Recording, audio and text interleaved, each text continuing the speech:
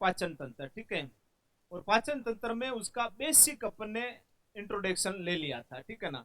एक by diagram से पाचन तंत्र क्या होता है, उसमें कौन कौन से अंग आते हैं अपन के पाचन तंत्र में।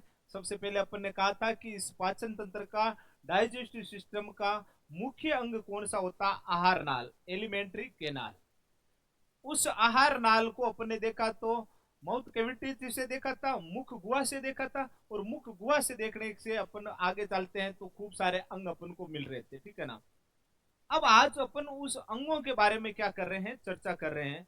तो लास्ट टाइम अपन ने एक और देख लिया था, पहला अंग मुख गुहा का, किसको देखा, दांत को, ठीक है ना, दांत को। मैंने सारा बता दिया था दांत की प्रोसेस क्या होती है, दांत किससे निर्मित होते हैं। दांत होते हैं आपके एक तो किससे, कैल्शियम से, और किससे होते हैं, फोस्फोर से, और किससे होते हैं, प्रोटीन होता है एक, कोलेजन प्रोटीन। प्रोटीन का याद नाम जरूर रखना है, कोलेजन प्रोटीन, ठीक है। और दांतों का रंग कैसा होता है, हल्का पीला, किसके कारण होता है, फोस्फोरस की मात्रा के कारण। फिर अपन ने देखा था कि जो दांत होते हैं वो दांत कितने कितने होते हैं। बच्चा है, दूधिया दांत है तो 20 होते हैं, और अगर वयस्क है तो कितने होते हैं, 32। अब अपन को पहले पता चला कि ये 20 दांत हैं वो वापिस आए हैं एक बार गिर के, तो 2 बार आ गए हैं, इस कारण ऐसे दांतों को बोलते हैं अस्थायी दांत। तो आपसे प्रश्न पूछेगा कि मानव शरीर में अस्थायी दांतों की संख्या कितनी होती है, तो अपन बोलेंगे 20, और जो जीवन में एक बार आता है उसे स्थायी दांत कहते हैं, वो कितने होते हैं, 12। इसके बाद में अपन ने देखा था कि ये दांतों की संख्या देख ली, लेकिन दांतों के प्रकार कितने होते हैं, उन प्रकारों को देखा तो कितने प्रकार के मिले, 4 प्रकार के अपन, ठीक है। 4 प्रकार में सबसे आगे वाले जो दांत दिखाई देते हैं उसे अपन बोलते हैं क्या, कृदंत बोलते हैं, ठीक है ना, इन कैनाइन बोलते हैं, ठीक है ना। फिर अपन को तीखे वाले दांत होते हैं साइड में, उसे बोलते हैं इनसाइजर या रदनक बोलते हैं। फिर अपन को उसके बाजू में छोटी छोटी डाडे मिली थी, उसको बोलते हैं अपन प्रीमोलर या अग्रचेवर्णक। और लास्ट में बड़ी स्ट्रोंग डाडे मिलती है, उसको अपन क्या बोलते हैं, चेवर्णक या मोलर। फिर भी अपन ने उसमें और देखा था कि इनकी संख्या कितनी कितनी होती है, कृदंत की संख्या कितनी होती है, रदनक की संख्या कितनी होती है। तो अपन ने किसका इस्तेमाल किया था, एक सूत्र का। सूत्र क्या था अपन का, बच्चों में अगर देख रहे हैं तो 2102 बट्टा 2102 इंटू क्या कर देंगे, 2। ये तो कौन से है, केनाइन वाले हैं, ठीक है ना। और ये कौन से अपन के इनसाइजर वाले हैं, ठीक है ना, ये प्रीमोलर वाले हैं, और ये कौन से, मोलर वाले हैं। तो अपन बोल सकते हैं, बोल सकता है कि बच्चों में कृदंत दांतों की संख्या कितनी होती है, 2 और 2 कितना होगा, 4, 4 ने 2 गुणा करिए तो कितना आएगा, 8। इनकी संख्या क्या होगी, 1 1 2, 2 इंटू 2 कितने हो गए, 4। प्रीमोलर की संख्या क्या होती है, अब्सेंट होते हैं प्रीमोलर। ये भी प्रश्न बना हुआ है कि बच्चों में कौन से दांत अनुपस्थित होते, नहीं पाए जाते, तो प्रीमोलर। फिर अपन कहेंगे मोलर कितने होते हैं, 2 तो 4, 4 इंटू 2 कितने हो गए, 8। तो अपन ने जोड़ा तो 8 8 16, 16 4 कितने हो गए, 32। अब इसके बाद में अपन ने देखा था व्यस्क का सूत्र क्या होता है, 21 23, 21 23, 21 23 बट्टा 21 23, 21 23 बट्टा 21 23, ठीक है ना। इंटू क्या हो जाएगा, 2। तो अपन कहेंगे कि इससे अगर टोटल करेंगे तो अपन के क्या आ जाएंगे, दांतों के टोटल 32 संख्या आ जाएंगे। अगर अपन कहेंगे कृदंत दांतों की संख्या कितनी होती है, 2 तो 4, 2 क्रिया कितना होगा, 8, 1 1 2, 2 इंटू 2 क्रिया तो कितना आएगा, 2, 2 और 2 कितना होगा, 4, 4 इंटू 2 क्रिया तो कितना आएगा, 8, 3 और 3 कितने हो गए, 6, 6 इंटू 2 कितने किए, 12। ये सारे दांतों के प्रकार और उनकी संख्या को अपन ने कल लास्ट क्लास में समझ लिया था, ठीक है। इसके बाद में अपन ने ये समझा था कि दांत होते हैं उनके कार्य भी क्या होते हैं। सामने वाले कृदंत दांतों का कार्य क्या होता है, काटना। पीछे वाले जो रदनक दांत होते हैं, चीरना। इसके बाजू में होते हैं जो क्या करेगा, छोटे छोटे चीजों को चबाएगा, ठीक है ना। फिर अपन ने उसको देखा था कि पीस देते हैं, बड़े वाले दांत होते हैं उसको। हाँ जी, क्या हुआ, संख्या क्या हो गई, कम हो गई। अरे 2, ये हो गया इंटू 2, ये 4 हो गया ना, ठीक है ना, हाँ ठीक है, ओके। ये मैंने बताया ना कल लास्ट में कि यहां से ज्ञात करते हैं अपन आधा पोर्शन लेकर, ये हो गया आधा, आधा ही नीचे होता है, ऐसा ऐसा पोर्शन एक, ऐसा ऐसा इस साइड होता है। तो मल्टीप्लाई किससे कर देंगे, 2 से। ये क्या होते हैं, जोड़ लेना, एक रे कितना होगा, 2। फिर इसको क्या कर लेना, गुणा, 2 ने 2 गुणा करिए तो कितना आएगा, 4 आ गए, ठीक है ना। तो ये हो जाते हैं 32, और ये हो जाते हैं अपन के 20। यहां तक अपन ने कल क्या कर लिया था, कंसेप्ट क्लियर। आज इसके आगे देखते हैं क्या है क्या नहीं है, क्या रखना। एक एनसीईआरटी बुक में एक लाइन लिखी है और प्रश्न भी कई दफे बने हुए हैं कि दांत अपंग आते हुए हाथ लगाए और सीधा आए गोले दांत, अंदर जबड़ों में क्या होते हैं, धसे होते हैं। तो अपन कहेंगे मानव जो दांत होते हैं, जो क्या होते हैं, घर्त दंती होते हैं, घर्त दंती, यानी जबड़ों में क्या होते हैं, धंसे हुए होते हैं। क्या सभी के सभी दांत एक जैसे होते हैं क्या? नहीं। अभी तो अपन ने पढ़े कितने प्रकार के होते हैं, 4। तो अपन कहेंगे मानव के दांत कैसे होते हैं, विषम दंती। कैसे होते हैं, विषम दंती। क्या मानव के दांत जीवन में एक बार ही आते हैं क्या? नहीं। कितने बार आते हैं, 2 बार। इसलिए मानव के दांत को अपन बोलते हैं द्विबार दंती, द्विबार दंती। ठीक है ना। तो जो अपन कहते हैं कि उसको एक भाषा में परिभाषित करें तो कहेंगे मानव के दांत गर्त दंती होते हैं, विषम दंती होते हैं और क्या होते हैं, द्विबार दंती होते हैं। ठीक है। इसके बाद में अपन थोड़ा सा इसे अलग पढ़ लेते हैं दांतों के। तो अपन क्या, 2 जीवों को देखते हैं, एक तो हाथी है और एक क्या है, शेर। मानव के सारे दांत अपन ने पढ़ लिए हैं। इसके बाद में अपन देखते हैं हाथी और शेर। हाथी के बोल देता है कभी कभी बाहर दिखाई देने वाले वो दांत कौन से होते हैं, बाहर जो तीखे तीखे होते हैं ना हाथी के दिखाई देने वाले दांत, वो कौन से होते हैं। तो अपन सोच लेते हैं कि ये तीखे वाले दांत हैं और तीखे वाले हैं, तो कौन से हैं, रदनक हो जाएंगे। नहीं, कृदनक होते हैं दांत। ठीक है ना, कृदनक होते हैं। जो पहले टाइप वाला करवाए ना वो। और शेर के दांत कौन से होते हैं, सारे के सारे रदनक होते हैं, रदनक। इंसाइजर ये होते हैं कैनाइन। ठीक है ना। अपन के तो देखो 4 दांत तिकोड़ा है, तो भी हर चीज को क्या कर देते हैं, काट देते हैं। शेर के तो सारे के सारे दांत कौन से होते हैं, रदनक। इसीलिए वो क्या कर देता है, किसी वस्तु को आसानी से चीर फाड़ कर देता है। ठीक है ना। तो ये होते हैं। इसके बाद में अब अपन दांतों को पढ़ने के बाद में पढ़ते हैं कि इसको, जीभ को। अगला अपन का अंग आएगा जीभ। तो थोड़ा ये लिख लो, आज लिखो। उसके नीचे लिखना मानव के दांत घर्त दंती, मानव के दांत घर्त दंती, मानव के दांत घर्त दंती,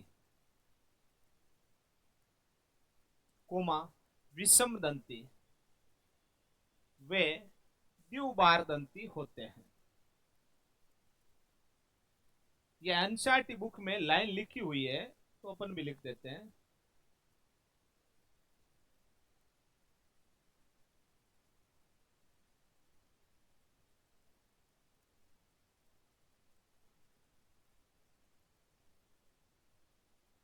फिर आगे 2 और लाइनें लिख लो। हाथी के दिखाई देने वाले दांत बराबर लिखो कृदनक, हाथी के दिखाई देने वाले दांत बराबर लिखो कृदनक।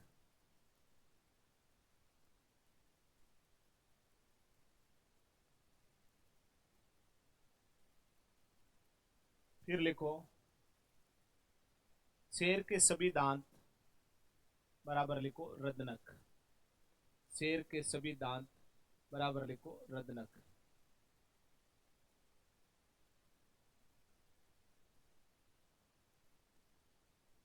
एक ये भी चीज मैंने कल शायद बता तो दी थी, लेकिन लिखा ही नहीं होगी, तो लिख देते हैं। दांत में जो पेस्ट भरा जाता है, ठीक है ना, कल लिखा है ना, दांत में जो पेस्ट भरा जाता है वो किसका पेस्ट भरा जाता है, सिल्वर का, सिल्वर का। अपन कहते हैं ना दांत में चूर्ण भरवाया है, ठीक है ना, दांत खोखला हो जाता है, टूट जाता है किसी कारणवश, तो उसमें पेस्ट भरा जाता है। वो पेस्ट किसका होता है, एजी का, यानी कि सिल्वर का होता है। तो लिख लो दांत में एजी, एजी यानी सिल्वर, सिल्वर यानी चांदी। ठीक है ना। दांत में, दांत में एजी कोष्टक में सिल्वर का पेस्ट भरा जाता है। थोड़ी सी जीके की बात कर लेते हैं। दांत का जो आभूषण होता है, दांत का आभूषण, आर्ट कल्चर में मार साहब पढ़ाएंगे आपको। दांत का आभूषण क्या कहलाता है, चोंप। ठीक है ना। दांत का आभूषण चोंप कहलाता है। दांतों में मेखे ठोकी जाती है, नहीं ठोकी जाती है, ठीक है ना वो। ये काम कंप्लीट हो गया, अपन ने निवाला लिया, और दांतों ने अपना क्या कर दिया, काम। तो दांतों ने कुछ तो सहयोग किया है पाचन में, किया नहीं किया, तो पढ़ यही रहे पाचन तंत्र, और पाचन तंत्र में अपन का ये आ जाएगा, ठीक है ना। हाँ, ये और कर लेते हैं अपन। दांत का अध्ययन क्या कहलाता है भाई, ओडिंटोलॉजी। क्या कहलाता है, ओडिंटोलॉजी कहलाता है। एक मोस्ट चीज और लिख लेते हैं, दांतों का अध्ययन, दांतों का, दांतों का अध्ययन, ओडिंटोलॉजी।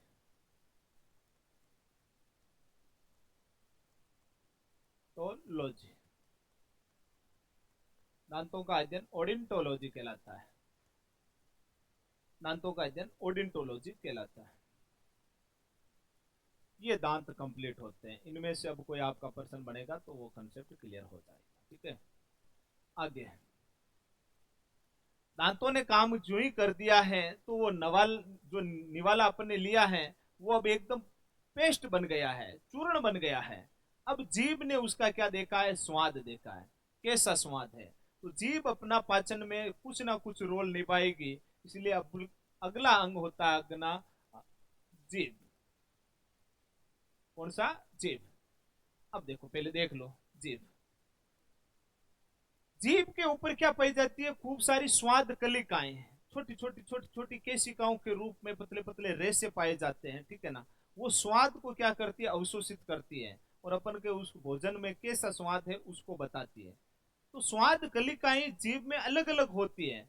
हर स्वाद को बताने वाले उसका स्थान क्या होता है, फिक्स होता है। तो चलिए जीभ की मैं बनाता हूं संरचना, तो वो किस प्रकार कौन से एरिया में स्वाद को बताएगी अपन को, तो देखते हैं। जीभ की अगर मैं संरचना देखता हूं तो कुछ इस प्रकार की जीभ की क्या होती है, संरचना, ठीक है ना। अब इस जीभ के जो पार्ट होते हैं स्वाद के, उसको अगर मैं अलग अलग भागों में बांटूं तो उसके पार्ट इस प्रकार होते हैं, ये, ठीक है। जीभ के अंदर अपन कहेंगे कि कितने पार्ट पाए जाते हैं, 3 पार्ट पाए जाते हैं। वो तीनों पार्ट कौन कौन से हैं, तो देखना,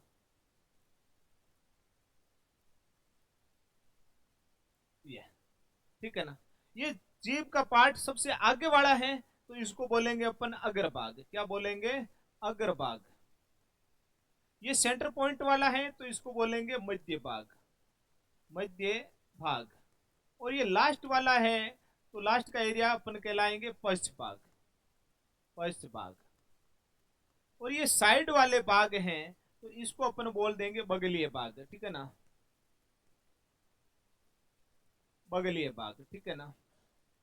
अब इन भागों से अपन को अलग अलग स्वाद का पता लगेगा। यदि अपन को मीठे का अनुभव करना है तो सबसे आगे वाला भाग होता है ना जीभ का, वो अपन को कैसा स्वाद चखाता है या पता लगवाता है, मीठे का अनुभव करवाता है, मीठे का, ठीक है ना। और जब लास्ट वाला भाग है वो अपन को कौन सा, तीखे का, कैसा स्वाद पता करवाएगा, तीखे का, या अपन कह सकते हैं नमकीन, मिर्च वगैरह होती है नहीं होती है, उसका अनुभव करवाएगा। और जो सेंटर पॉइंट में है ना, उस पर स्वाद कलिकाएं अनुपस्थित होती है, होती नहीं है, तो अपन कहेंगे उदासीन। वहां से स्वाद बिल्कुल भी पता नहीं लगेगा अपन को, उदासीन। और जो बगल का भाग होता है वो खट्टे पदार्थों का अपन को क्या करता है, पता लगवाता है। तो समझ गए चीज। सबसे अगर भाग में कैसी स्वाद कलिकाएं होती हैं, मीठे पदार्थों का अनुभव करवाने वाले।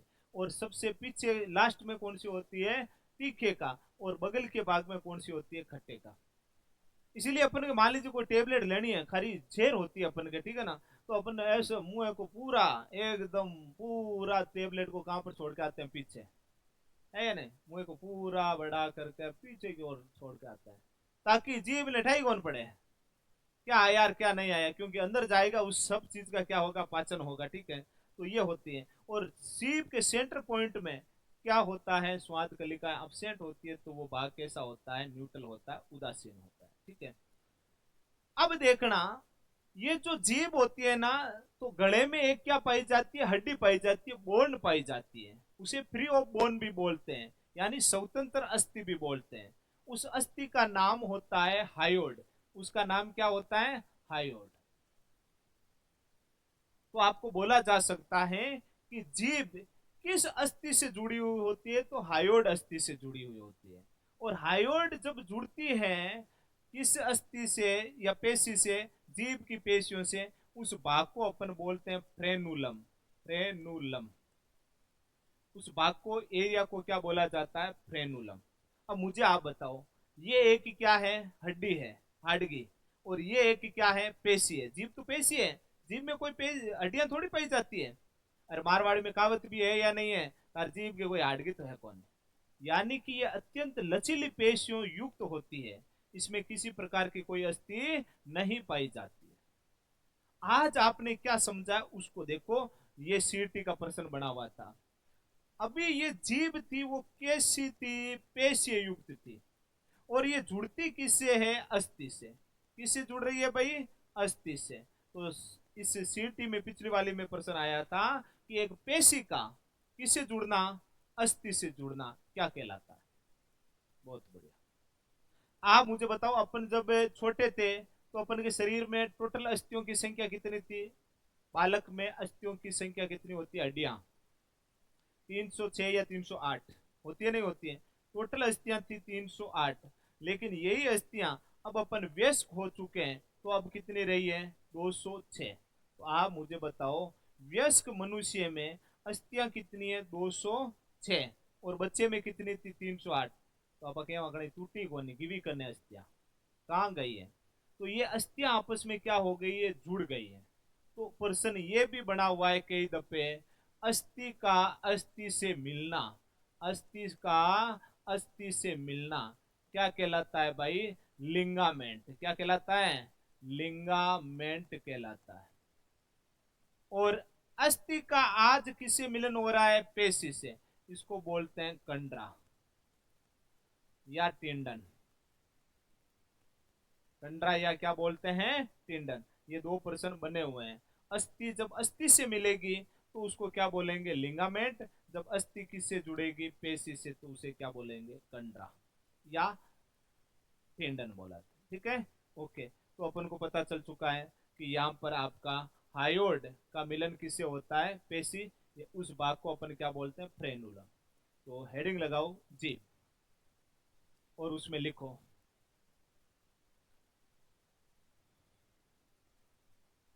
जीभ पर, जीभ पर स्वाद कलिकाएं पाई जाती हैं।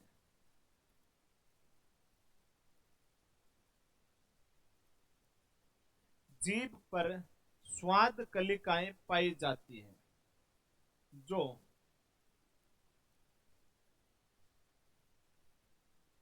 पदार्थों के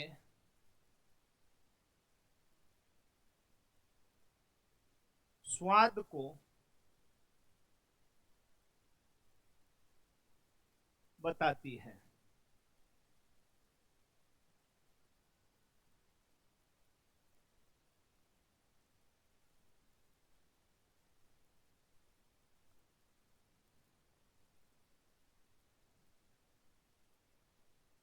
अगली लाइन में लिखो, उम्र बढ़ने के साथ साथ, उम्र बढ़ने के साथ साथ इन स्वाद कलिकाओं में हार्श होता जाता है। अरे जब अपन बूढ़े हो जाएंगे ना, तो सारी चीजें अपन को एक जैसी लगेगी, स्वाद का इतना पता नहीं चलता है। होता है, नहीं होता है। अभी अपन के देखो जीभ है, वो कभी कुरकुरा खाने के लिए उत्सुक हो रही है, कभी कुछ खाने के, गुलाब जामुन खाने के लिए उत्सुक हो रही है। फिर बूढ़े हो जाओगे तो इसमें स्वाद कलिकाएं क्षीण हो जाएगी, इसका प्रभाव प्रमस्तिष्क की ओर भेजना, संदेश भेजना क्या हो जाएगा, क्षीण हो जाएगा। तो इसमें क्या आ जाएगी, शिथिलता आ जाएगी। ठीक है ना। फिर आप इस चेकर बोर्ड को बढ़ाओ, इस चित्र को बढ़ाओ।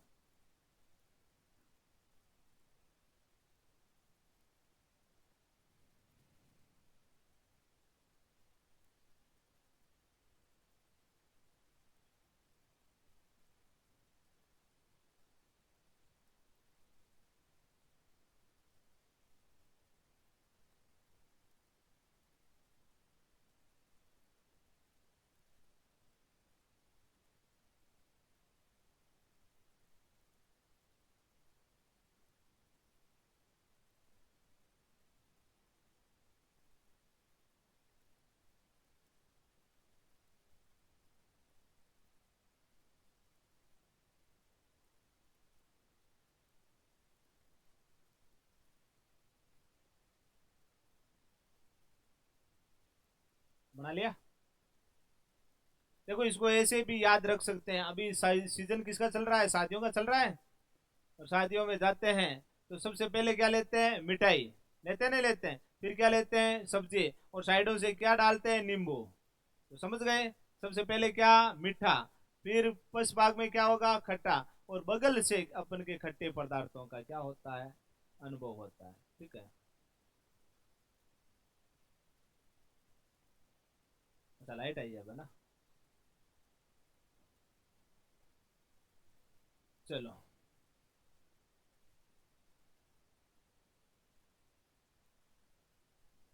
देखो अब और बता देता हूं इसमें अलग चीज। क्या होता है कि कई जीव जंतु ऐसे होते हैं जिसमें जो जीव होती है ना, वो छोटे छोटे सूक्ष्म जीवाणुओं के भक्षक का कार्य करती है। किसका कार्य करती है? भक्षक का कार्य करती है, यानी उसको मारने का भी कार्य करती है, हानि पहुंचाने का भी कार्य करती है। सर कैसे? तो देखो, जैसे मैंने नाम लिया है